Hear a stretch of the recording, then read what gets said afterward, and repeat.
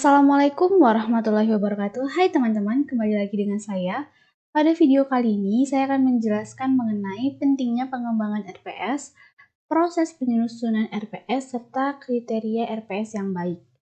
Nah, RPS itu sendiri yaitu rencana pengembangan sekolah.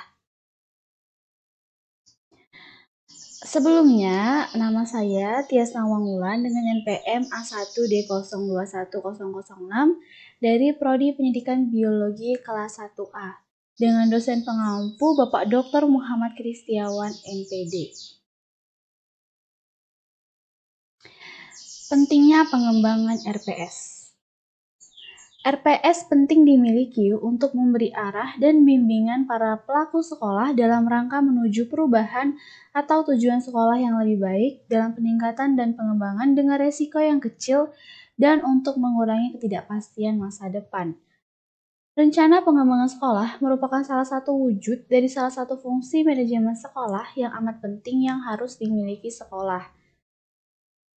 RPS berfungsi untuk memberi arah dan bimbingan bagi para pelaku sekolah dalam rangka menuju tujuan sekolah yang lebih baik dengan resiko yang kecil dan untuk mengurangi ketidakpastian masa depan.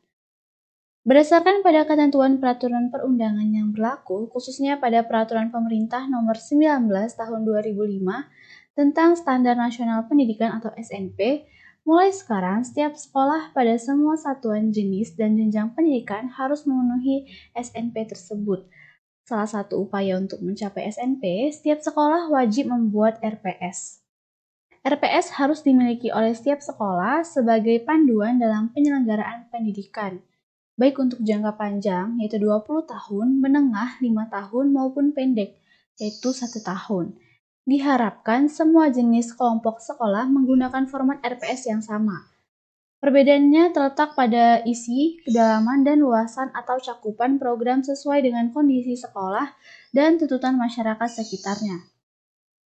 RPS sangat penting manfaatnya bagi Dinas Pendidikan Kabupaten atau Kota untuk penyusunan rencana pendidikan di daerahnya. Semua RPS di kabupaten atau kota dapat dijadikan dasar bagi penyusunan rencana pengembangan pendidikan kabupaten atau kota atau RPPK.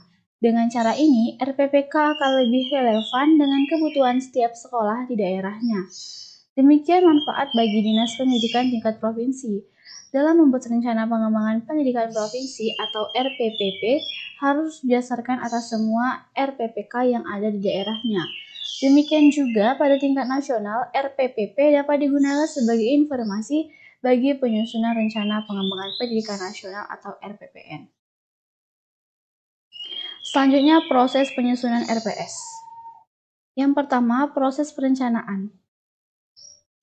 Hargreaves dan Hopkins pada tahun 1991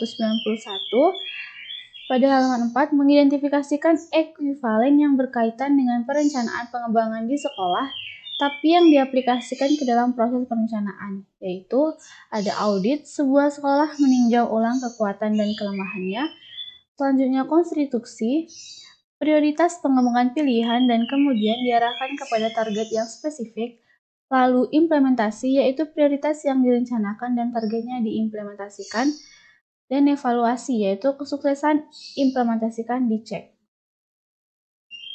Selanjutnya, penyusunan dan pelaksanaan RPS. Dalam penyusunan RPS harus menerapkan prinsip-prinsip, memperbaiki prestasi belajar siswa, membawa perubahan yang lebih baik, peningkatan atau pengembangan, sistematis, terarah, terpadu, saling terkait dan sepadan, menyeluruh, tanggap terhadap perubahan, demand-driven berdasarkan kebutuhan, partisipasi, keterwakilan, transparansi, data-driven, realistik sesuai dengan hasil analisis SWOT, dan mendasarkan pada hasil review dan evaluasi. Faktor penting yang harus diperhatikan oleh setiap sekolah adalah konsistensi antara perencanaan dengan pelaksanaan pengembangan sekolah. Perencanaan sekolah yang baik akan memberikan kontribusi keberhasilan yang besar dan implementasinya. Sedangkan perencanaan yang kurang baik akan memberikan dampak yang kurang baik pula terhadap implementasinya. Oleh karena itu, dalam setiap membuat RPS, sekolah harus mempertimbangkan berbagai faktor yang mempengaruhi seperti kondisi lingkungan strategis, kondisi sekolah saat ini, dan harapan masa yang akan datang. Kriteria RPS yang baik. Apa aja ya? Suatu rencana pengembangan dapat dikatakan baik apabila memenuhi kriteria sebagai berikut. Yang pertama, keluasan, cakupan, dan ketajaman analisis lingkungan strategi sekolah. Lalu yang kedua, keluasan, cakupan, dan ketajaman analisis situasi pendidikan sekolah saat ini. Lalu yang ketiga, kualitas dan kuantitas situasi pendidikan sekolah yang diharapkan.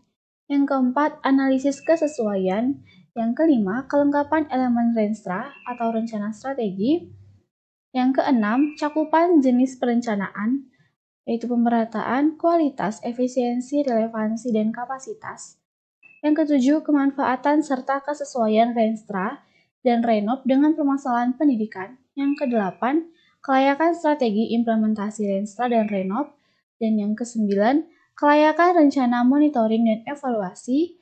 Yang kesepuluh, kecukupan kemutakhiran dan kerelevansian pendapatan dan rencana pembelajaran.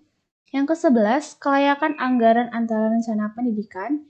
Yang ke-12, tingkat partisipasi dan keinklusifan unsur-unsur yang terkait dengan perencanaan sustainabilitas SDM, emis, dana pendukung, dan sebagainya.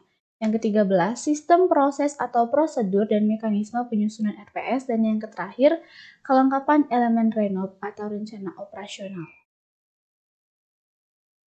Baiklah, itu saja yang dapat saya sampaikan. Apabila terjadi banyak kekurangan, saya mohon maaf, atau kesalahan kata, saya mohon maaf. Dan kepada Allah, saya mohon ampun. Semoga yang menonton video ini dapat bermanfaat dan menambah ilmu. Sekian dari saya, terima kasih. Wassalamualaikum warahmatullahi wabarakatuh.